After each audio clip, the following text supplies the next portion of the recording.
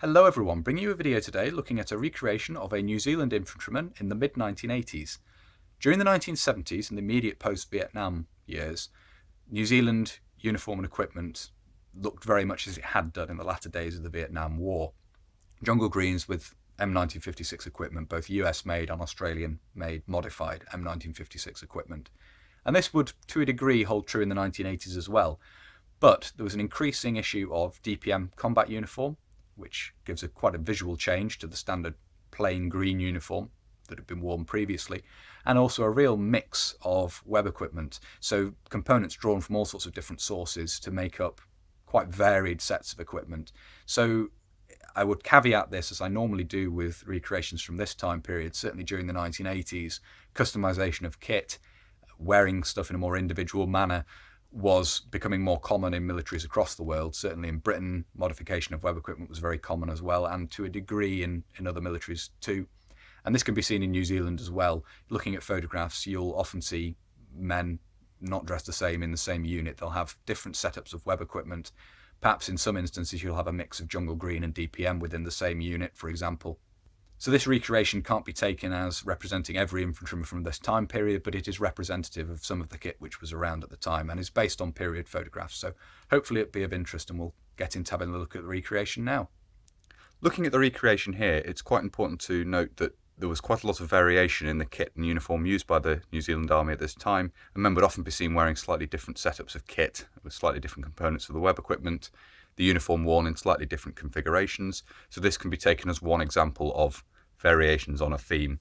This isn't going to be right for everybody who served at this time period, but it's based on photographs of the time. As you can see, the weapon carried is the L1A1 self-loading rifle, the SLR. This was still the standard New Zealand Army rifle at this point, though soon to be replaced by the Austere, of course. The New Zealand Army also made extensive use of the M16A1 at this point as well, although the SLR was still standard. You can see that this has been fitted with some British plastic furniture, which New Zealand purchased to replace the woodwork, and obviously mixed rifles with wooden butt or wooden handguards, plastic butt and so forth mixed were very common to see around this time period. Looking at the uniform in more detail, we'll start at the top as usual, and the headdress consists of an Australian J-hat, as you can see here, a Vietnam era, although these were manufactured right the way through into the 1980s. Still in green, although DPM jungle hats were around at this time as well. You can also see in this close-up that a jungle green shirt is worn underneath the combat smock. And you can see the combat smock in more detail here, worn with DPM trousers as well. The smock is very similar to, in fact probably based on, the British 1968 pattern combat smock. There are some detailed differences.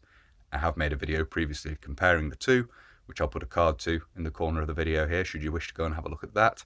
And the trousers are very similar to the British tropical DPM trousers, although both made in New Zealand's somewhat unique DPM print. The web equipment worn is a real mixed bag of components from various different time periods. Looking at the front of the web equipment here, you can see the two ammunition pouches, and these are part of the modified Australian-made M1956 web equipment introduced during the Vietnam War, and these would be used right the way through into the 1980s in both Australian and New Zealand service. The right hand of these two ammunition pouches carries a toggle rope suspended from the grenade loops on the side. The belt itself is also M1956. You can see it's a vertical weave version of the belt. The suspenders are part of the US Alice equipment, as you can see here, and due to the height of the D-rings on the straps, the pouches have actually been clipped up to the buckles, which adjust the suspender straps, and you can see that here. There's a hole in each of the buckles, and the clips on the ammunition pouches have been attached to these. Canteens are carried on each hip, and these are essentially of the pattern used by the US and adopted by many armies. These particular examples are Australian made, and they're carried in what I believe to be Republic of Korea made canteen carriers, which are essentially a copy of US Alice equipment. And these are very similar or almost identical to the ones used by the Republic of Korea Army at this point, but they lack the stamp on the front which you'd normally see from Korean made web equipment. Looking at the back of the equipment here, we can see that the field pack is carried, and this is of M1961 form, but again this is part of the Australian made modified M1956 web equipment. You can see it has a nylon edging around the sides of the flap, slightly different fittings and so forth. So it's an M1961 in form, but with some slight detail differences from US manufacture. It was also common in this time period for the field pack or bum pack in New Zealand service to be removed and replaced by a number of pouches across the back of the belt. And the final thing to have a look at here is the footwear, and we have a pair of GP boots of the design introduced during the Vietnam War, essentially a fairly standard rubber-soled high-leg combat boot. So there we are, that's a look at the recreation. I find it very interesting, the real mix of kit you see at this time period. Obviously DPM uniform based on British practice, web equipment based on US practice, but of Australian, US and Korean manufacture, so a real mix there. And as said before, I'm always very interested when a military draws together various bits of kit from other countries, introduces their own designs based on other countries' kit, and that certainly is part of this here. You can see that throughout the uniform and the equipment worn here. So there we are, that was a recreation of a New Zealand infantryman in the mid-1980s, as representative as it can be when there was a lot of variation in kit and uniform at the time, as I say.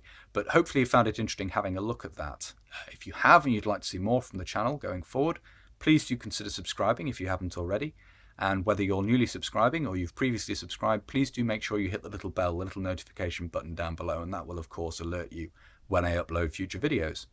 If you really like my uploads and you'd like to support the channel, you can. There's both Patreon and PayPal linked down below, and a massive thank you to everybody who supports the channel using those methods. It's really greatly appreciated, as I always say.